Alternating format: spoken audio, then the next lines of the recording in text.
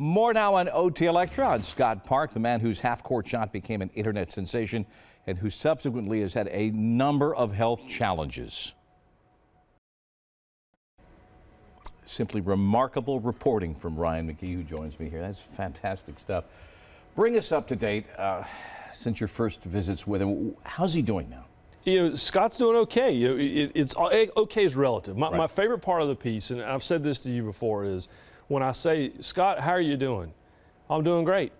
And what you can't see is you can't see his family were kind of standing in the doorway of the hospital room, me turning and looking at them like, this is what he's rolling with. But that's Scott, you know, that's how he feels. And so it's all relative. Great is all relative, but he is doing pretty well. And what we saw there in the piece, that was about a month ago, and it's these little steps. And you heard the physical therapist say it. Scott, you couldn't do that yesterday. And each day is a little bit of a victory. It's putting sand in a bucket. It's squeezing something. It's just moving the foot a little bit. And it's so much better now than it was a month ago, but there's still so far to go. He really believes, though, at the end of this, at the end of this rehab, there's a move out of that hospital towards something a little bit more normal. And that's why Scott, you know, when we started working on this piece, Bob, a year ago, we thought it was going to be a nice little piece. We're going to do a week-long thing. You know, aha, you people shouldn't have made fun of him, and we're going to move on.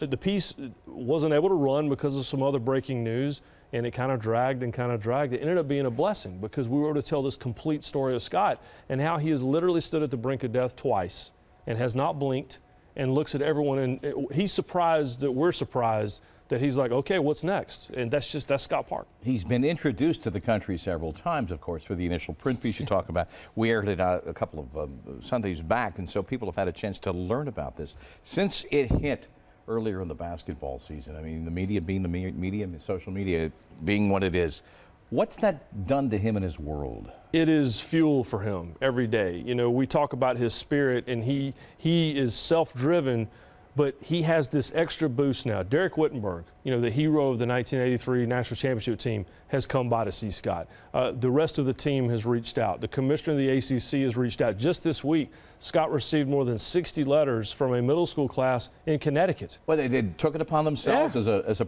feel-good project. Yeah, no connection to Scott or to NC State at all. They saw the piece and contacted me. How do I get in touch with Scott? And they sent a box of letters. So this is happening on a daily basis now. And Scott, as we have seen, has the spirit to get through all this on his own. But everyone else is adding that now. And, of course, in classic Scott, he can't believe it. You know, he can't believe that why are we making such a big deal out of me? But he also understands this has reached people, and that's very important to him. Where does that attitude come from within him? Well, he's a family man.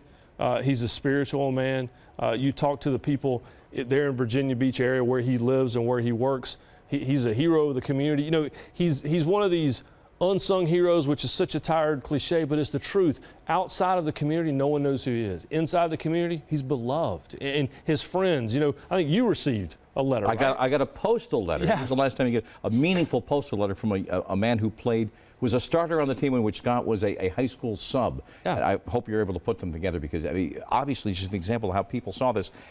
It all comes back also to social media. Yeah. I mean, the pluses and the minuses. We learned through him initially for that 6-second image, and now social media is spreading this word about the better part of his rehabilitation. And the social media that piled onto him, that wanted us to do this story because everybody's making fun of him and that was terrible, whatever, and now social media is what he uses on a weekly basis to get through this rehab. You know, there's a Facebook page, and you know, people are reaching out on Twitter. I get emails on a daily basis since we first ran this piece asking, how do I reach out to Scott? He doesn't have a Twitter account. Well, yeah, he didn't have a Twitter account because you guys made fun of him. And now you want him to have one so you can tell him he's the man. I tell you, it is a remarkable story. Thank you for bringing it to our attention. Thank you, Bob. Thank you for introducing us to this man and his family and his will to get better, and all the folks out there who have learned about his story and helped him. Ryan, good to see you.